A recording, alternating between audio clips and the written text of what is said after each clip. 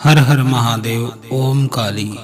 तो प्रिय भगतजनों, आज हम एक ऐसा ध्यान लेकर आए हैं कि जिससे कि 7 दिन आप यदि इसको करते हैं पूर्ण श्रद्धा के साथ, तो आपको पता चल जाता है कि आपके घर में कौन सी नेगेटिव शक्ति है।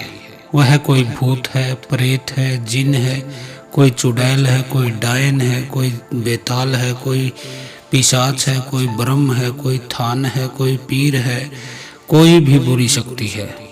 तो आपको यह पता चल जाता है इस अभ्यास से।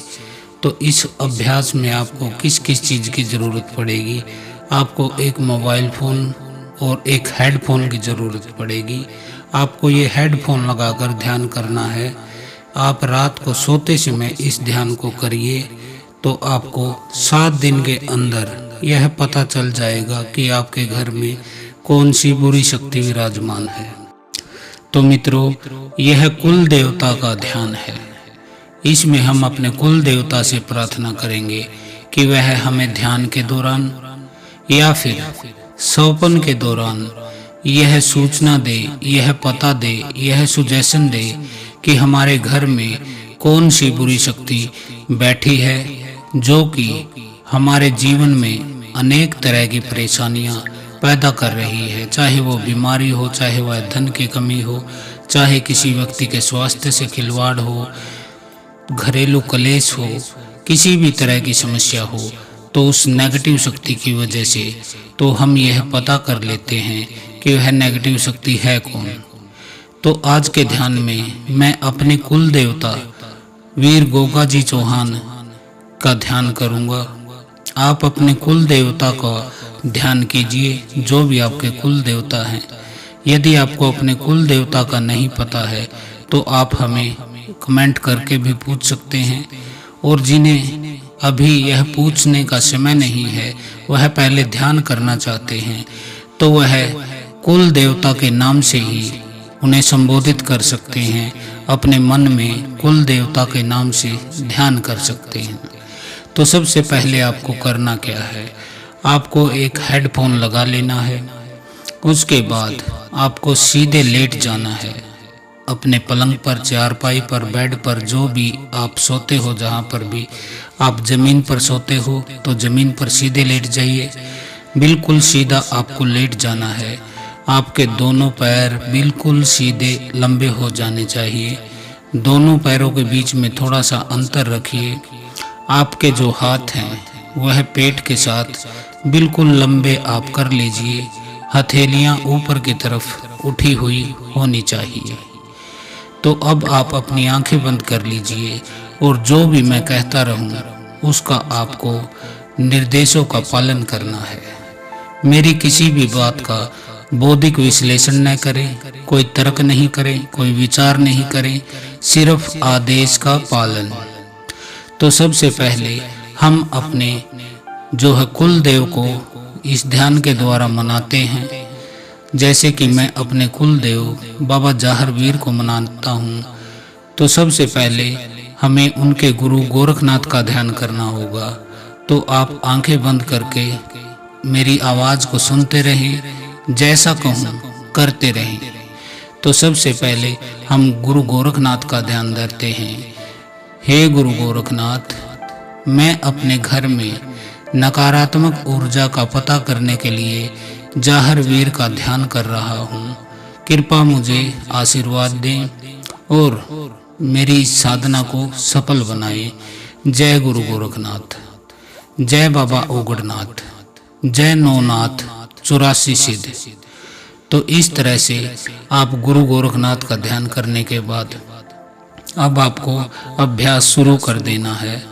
आपको सबसे पहले अपनी सांसों पर ध्यान जमाना है कि आपकी सांसें अंदर जा रही हैं, नाक से होकर, गले से होकर, यह पेट में जा रही हैं, और आपकी नाभि ऊपर की तरफ उड़ रही है। तो अब आपको करना क्या है, आपको एक गहरा श्वास लेना है और अपने श्वास को नाभि पर 3 सेकंड के लिए रोक लेना है। चलिए श्वास लेते हैं।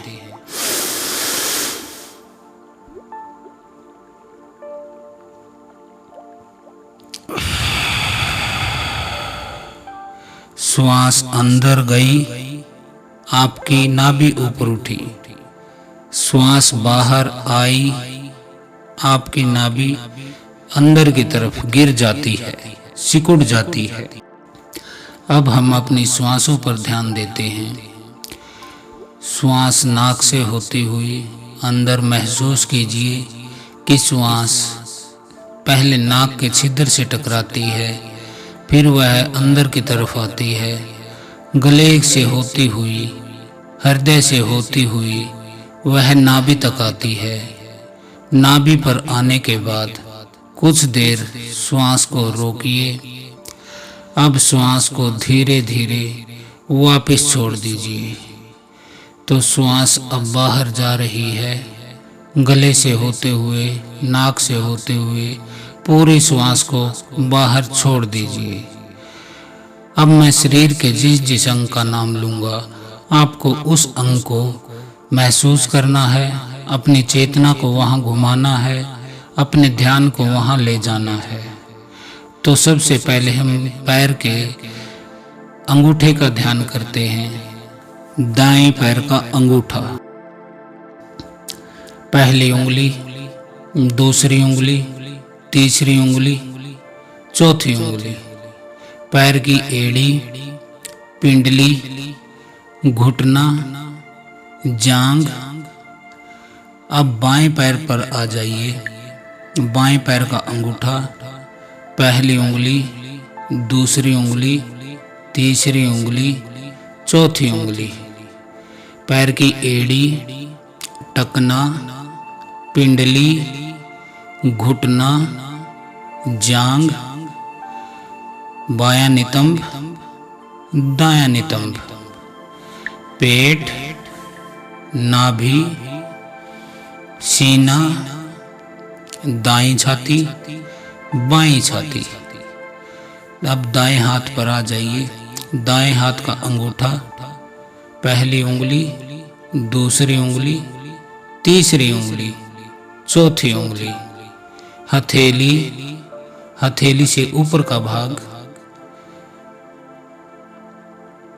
कोहनी, कोहनी से ऊपर की भुजा, कोहनी से नीचे की भुजा, बायां कंधा, बाएं हाथ का कोहनी से ऊपर का भाग, कोहनी से नीचे का भाग, हथेली, बाएं हाथ का अंगूठा, पहली उंगली, दूसरी उंगली, तीसरी उंगली, चौथी उंगली, गर्दन, ठोड़ी, नीचे का होंठ, ऊपर का होंठ, नाक, दाईं आंख, बाईं आंख, माथा, सिर के ऊपर का भाग, सिर के पीछे का भाग, सिर के दाएं का भाग, सिर का बायां हिस्सा, बायां कान, दायां कान, बाएं पैर की एड़ी, बाएं पैर का घुटना, बाएं पैर की जांघ, बायां नितंब। अब दायां नितंब, दाईं जांघ, दायां घुटना, पिंडली, एड़ी, दाएं पैर का अंगूठा, पहली उंगली, दूसरी उंगली, तीसरी उंगली, चौथी उंगली। अब आपका पूरा शरीर शिथिल हो गया है, आप आराम में हो। आपके शरीर का प्रत्येक अंग शिथिल हो रहा है। आपका पूरा दायां पैर शिथिल हो गया है, बिल्कुल शिथिल हो गया है। बायां पैर पूर्णतः रिलैक्स में चला गया है, बिल्कुल रिलैक्स में चला गया है। बायां हाथ धीरे धीरे शिथिल होता जा रहा है, पूर्ण रूप से शिथिल होता जा रहा है। दायां हाथ शिथिल होता जा रहा है, रिलैक्स में होता जा रहा है, बिल्कुल शिथिल होता जा रहा है। अब अपने ध्यान को अपने मस्तक पर ले आइए। जहाँ थर्ड आई चक्र होता है, तीसरी आंख का केंद्र होता है, वहां पर अपने ध्यान को ले आइए और वहां पर आप अपने कुल देवता की तस्वीर को इमेजिन कीजिए। आपके माथे पर आपके कुल देवता की फोटो को महसूस कीजिए। शुरुआत में आपको प्रकाश दिखाई देगा। धीरे धीरे ध्यान केंद्रित कीजिए वहां पे आपके कुल देवता की आपको अब तस्वीर दिखाई देने लगेगी। पहले धुंधली, फिर थोड़ी साफ और साफ, अब बिल्कुल पूरी तरह से साफ तस्वीर आपको दिखाई दे रही है। मुझे तो यह तस्वीर साफ साफ दिखाई दे रही है। जाहरवीर गोगा जी नीले घोड़े पर बैठे हैं, लाल उनके वस्त्र हैं, उनके हाथ में भाला है और वह मंद मंद मुस्कुरा रहे हैं। घोड़ा उनका धीरे धीरे आगे बढ़ता जा रहा है और मैं यह साफ साफ देख पा रहा हूं। अब मन ही मन अपने कुल देवता को नमस्कार कीजिए। जो भी मंत्र आपको मिला है आप उसका जाप कीजिए या फिर अपने कुल देवता की कोई स्तुति है उसे मन ही मन जपिए। यदि आपके पास कोई मंत्र नहीं, कोई स्तुति नहीं, तो आप ओम का जाप कर सकते हैं। मानसिक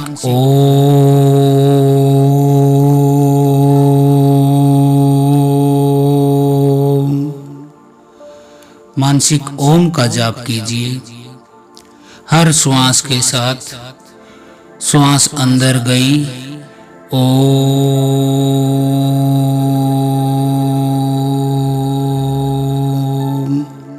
श्वास बाहर आई तो ओम ओम।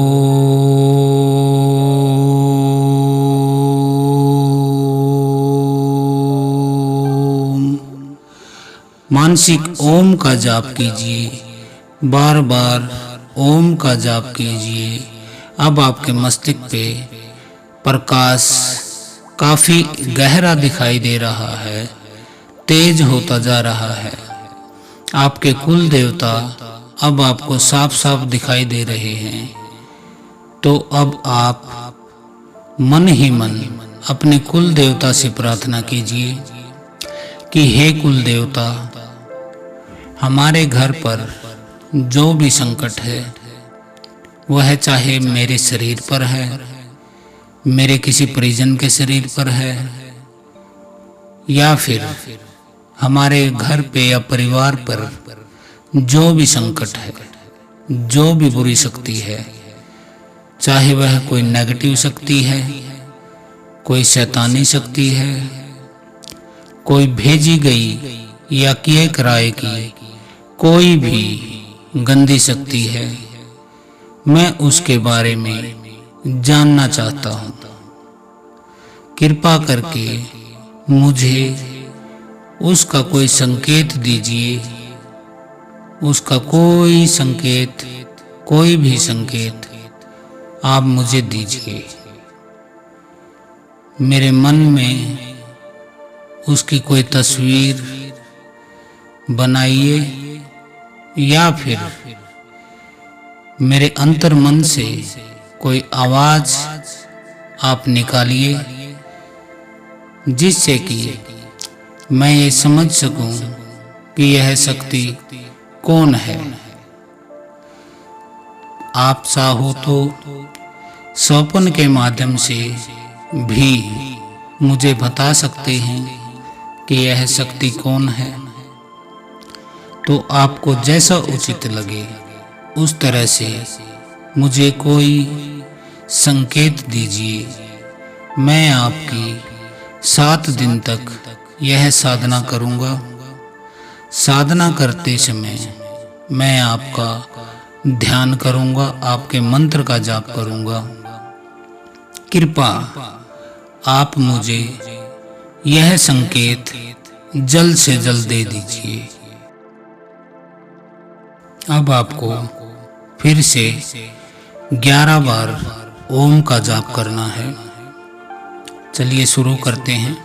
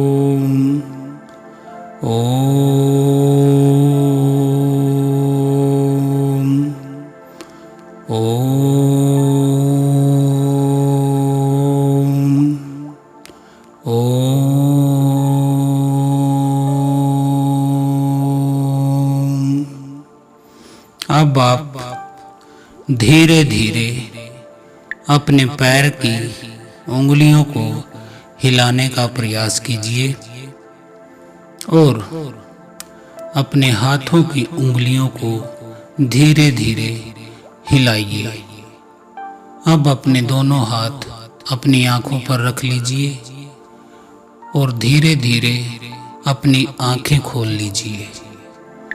अब बैठ जाइए और फिर से अपने कुल देवता को प्रार्थना कीजिए कि जो भी मेरा कार्य है, जो भी मुझे पता लगाना है, जो भी मुझे जानकारी चाहिए, कृपा वह देने की कृपा करें। मैं काफ़ी जगह घूम चुका हूँ, चक्कर काट चुका हूँ, थक चुका हूँ, पर मुझे अभी तक सही से यह पता नहीं चला कि वह कौन सी शक्ति है, सकारात्मक शक्ति है कि नकारात्मक शक्ति है, कौन सी शक्ति है जिसके कारण हमें दुखों का सामना करना पड़ रहा है।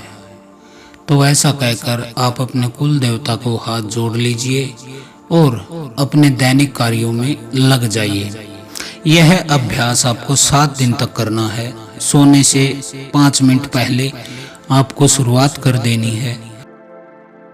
यह ध्यान आपको उस समय करना है जब आपको सिर्फ सोना हो और कोई कार्य न करना हो।